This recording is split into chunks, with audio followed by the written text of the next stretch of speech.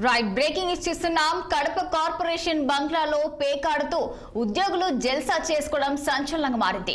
నగర పాలక సంస్థలో విధులు నిర్వహిస్తున్న కొంతమంది సిబ్బంది పేకాడడంపై తీవ్ర విమర్శలకు తావిస్తుంది. ఇక ఉన్నత అధికారుల అండదండలతో ఈ తంతు జరుగుతుందని ప్రచారం జరుగుతుంది. అధికారుల పర్యవేక్షణ లోపం అక్కడ స్పష్టంగా కనిపిస్తుందని పలువురు ఆగ్రహం వ్యక్తం చేస్తున్నారు. విషయాన్ని గమనించిన స్థానికులు ఏకంగా మున్సిపల్ కమిషనర్ బంగ్లాలో ఇటువంటి కార్యకలాపాలు జరగడం ఏంటని ప్రశ్నిస్తున్నారు. కేవలం పేకాట మాత్రమే ఆడుతుంటారా లేక ఇతర అసాంఘిక కార్యకలాపాలకు పాల్పడుతున్నారా అంటూ అనుమానాలు వ్యక్తం చేస్తున్నారు. ఇక కమిషనర్ బంగ్లా అడ్డాగా చేసుకొని జల్సాలకు పాల్పడడంపై తీవ్ర విమర్శలు వెల్లువెత్తాయి.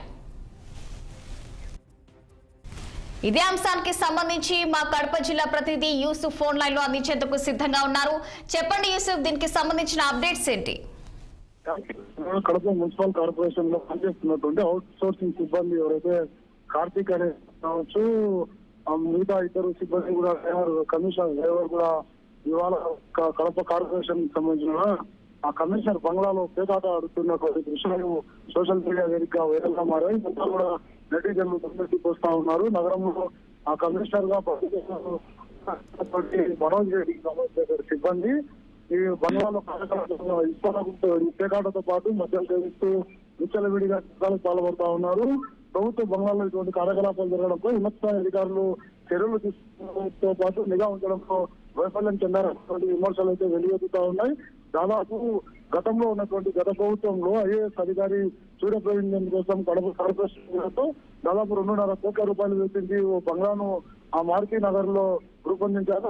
బంగ్లాలో యొక్క కార్యకలాపాలు ఇటీవల కాలంలో ఇటువంటి కార్యకలాపాలు జరుగుతుండడం పట్ల పూర్తి స్థాయిలో విమర్శలు వెలువెత్తుతా ఉన్నాయి. కేవలం ఈ మద్యము ఇసుపడగులు ఈ పేకాట మాత్రమే ఆడుతా ఉన్నారా లేకుంటే మగవాళ్ళతో కూడా రాత్రి వేళ కార్యకలాపాలు కూడా కొనసాగిస్తూ ఉన్నారా అన్నటువంటి కోణంలో విచారణ అయితే కొనసాగుతా ఉంది. ఇప్పటికే కమిషనర్ కూడా వారిపై సస్పెండ్ వేటు వేస్తామని చెప్పేసి ప్రకటించినటువంటి పరిస్థితి.